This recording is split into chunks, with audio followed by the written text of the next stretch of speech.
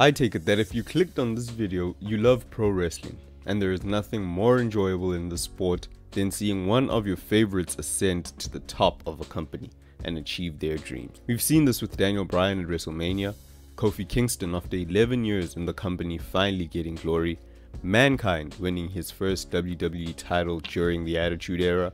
The list goes on and on. One thing all these names have in common is that they were very unlikely names, according to WWE, that were pushed to the top thanks to the unanimous support of the fans. The latest example of this remarkable level of support for a wrestler who WWE seemed to have no interest in pushing to the top is none other than LA Knight.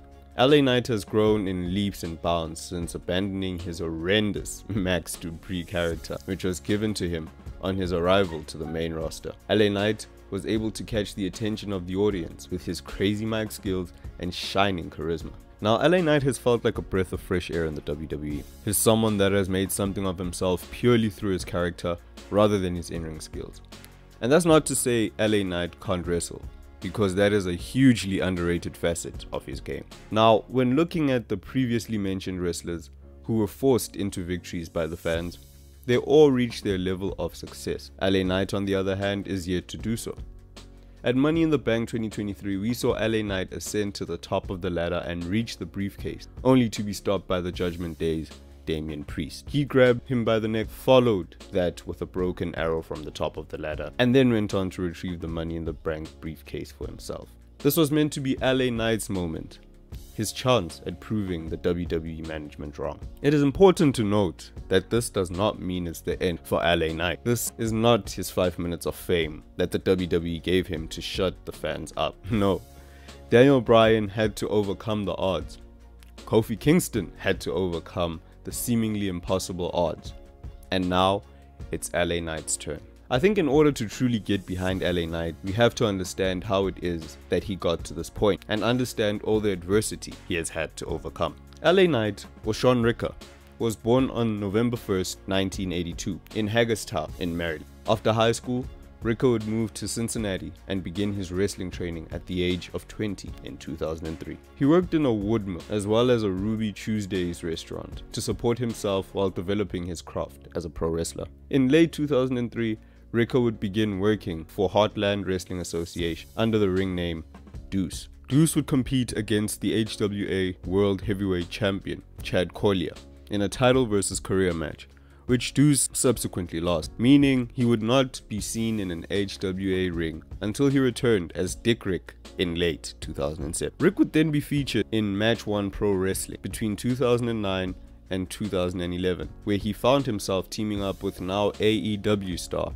Brian Cage as they formed the tag team Natural Selection. Natural Selection would find success in the tag team division as they won the M1W Tag Team Championships from the Rockness Monsters, Johnny Goodtime and Johnny Yuma. Rick would then join Championship Wrestling from Hollywood in 2011 and would reunite with Brian Cage as they won the NWA Heritage Tag Team Championship. Later on, Rick and Brian would go their separate ways, as Rick would find success as a singles wrestler. It would seem the moment had finally come for LA Knight, as he was signed by Triple H to an NXT contract, the moment most wrestlers would dream of having, and at the time, WWE had a monopoly over the industry. So if a wrestler wanted to make it big, WWE was the place. LA Knight would make his NXT debut on October 23rd as Slade Randall in a dark match by defeating Yoshitatsu. Slade would go on to wrestle a total of 13 matches before his dream came crashing, as he was released from his contract in October of 2014. This was just another step in the cycle of adversity which LA Knight was forced to face. Ricker would find his way back onto TV, but this time for TNA and Impact Wrestling. This is where Ricker would form and develop his Eli Drake character, which is closer to that of LA Knight. On January 26, 2016, Eli Drake won the Feast of Fire match, and the briefcase that he retrieved contained a future shot for the TNA King of the Mountain Championship. Eli Drake would then go on to have a feud with Grado, who had been fired after his Feast of Fire briefcase contained a pink slip in it. Eli Drake would later cash in his Feast of Fire briefcase for his shot as the TNA King of the Mountain Championship, where he beat Bram, who was beaten to a pulp by Bobby Lashley. Later on that month, Eli Drake would host a Fact of Life segment on TV, where he invited James Storm as his guest. Peak Eli Drake would be on offer as he would repeatedly insult the TNA legend before Storm decided that he had heard enough and hit him with the last call, kicking off a feud between the two men. Eli Drake would then win the Bound for Gold at the Bound for Glory pay-per-view, meaning he earned a title shot at Eddie Edwards' championship. Eli was however unsuccessful in his attempt to win the championship, and instead ended up in a feud with EC3. Him and EC3 had a voice versus title shot match, meaning if EC3 lost, he would lose his title shot, but if Eli lost, he would not be able to speak for the rest of 2016. EC3 would go on to win the match, meaning Eli was unable to use his greatest weapon. Eli Drake's opportunity to be the top champion would come once again as he would compete in a gauntlet for the vacant GFW Global Championship, which was later named the Impact Global Championship. Eli would enter the gauntlet in the dreaded second spot, but would still overcome the odds and win the entire match, taking home the gold. This would be Eli's first major world championship break from a major wrestling promotion. Eli would defeat the likes of Matt Sydal and Cody Hall during his title reign before feuding with Johnny Impact, aka John Morrison, aka Johnny Nitro, aka Johnny Mundo, aka Johnny TV, Johnny whatever the hell he wants to be. Eli would defeat Johnny Impact on two separate occasions. The first was a victory at the Victory Road pay-per-view after an interference by Chris Adonis, and a low blow by Eli Drake.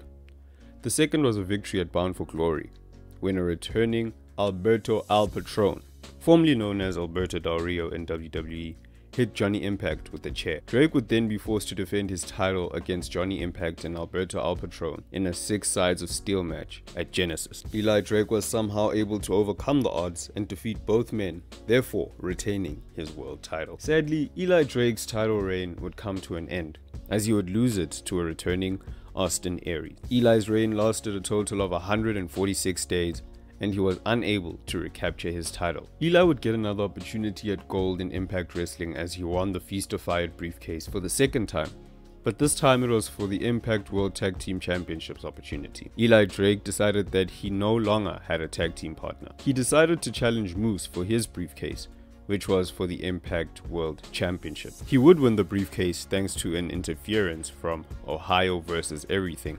In the meantime, Eli Drake would find an unlikely tag team partner in Scott Steiner. Eli would cash in his briefcase for the tag gold, and him and Scott Steiner defeated LAX to become the new Impact World Tag Team Champions. A couple of weeks later, Eli would then cash in his World Championship opportunity and take on Penta for the title, but he was unsuccessful. On the May 17th episode of Impact, Eli and Scott Steiner would lose their tag gold to DJZ and Andrew Everett.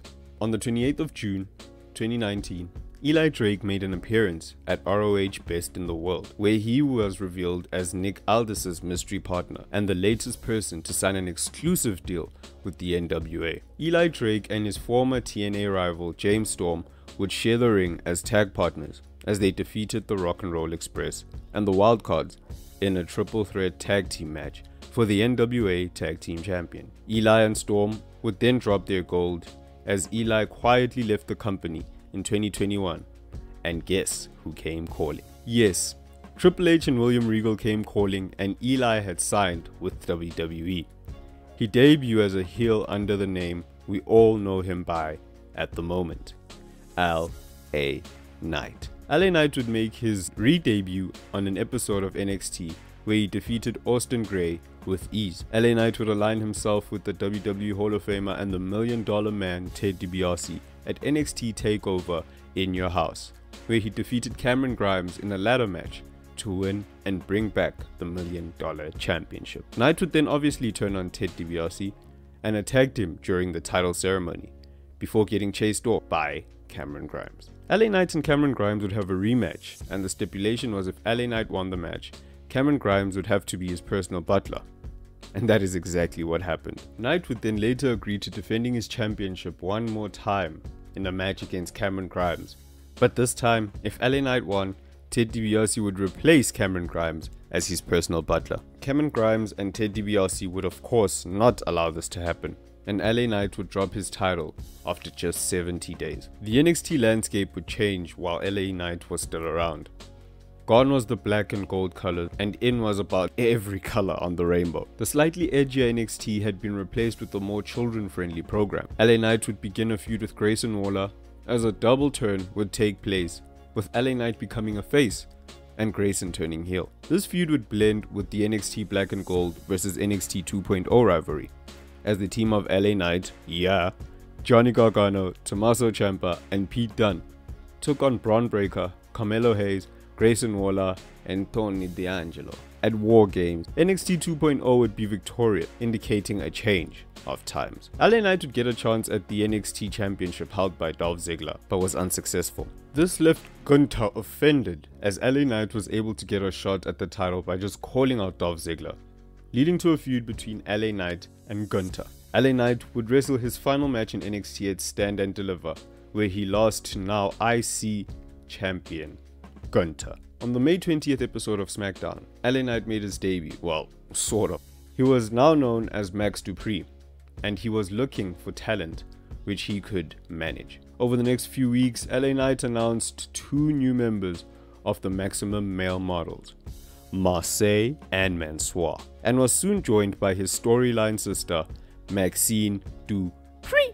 This was a dark time for LA Knight and his character. It was not working, and the fans knew he had more to offer than just being a lousy manager. Shortly after Triple H came into power in WWE, LA Knight quickly left the Maximum Male Models and reverted back to his LA Knight character. Since then, LA Knight has grown in leaps and bounds on the main roster. He had a mini feud with Ricochet before moving on to a rivalry with Bray Wyatt, which ended after a Mountain Dew pitch black match, but we at Stomp prefer not to speak about that match, or the way Bray Wyatt and Uncle Howdy were booked. Whatever happened to those guys? Anyway, there was a large disappointment around the WrestleMania time, as fans started to realize that LA Knight would not be featured on the event. Instead, he participated in the Andre the Giant Memorial Battle Royal on SmackDown, which was the first indicator that the fans wanted him to get the win. The crowd was going crazy for LA Knight. LA has the WWE Universe in the palm of his hands. With every word he says, every catchphrase, us fans, we eat that up. So much so that we were all hoping that LA Knight would become Mr. Money in the Bank, until Senior Money in the Bank, Damian Priest, ruined our hopes and dreams. LA Knight's time is not over, and his journey to the top is unfinished. With the fans behind him, he can achieve anything in the WWE. And everybody knows whose game it is, with everybody saying, LA Knight. Yeah.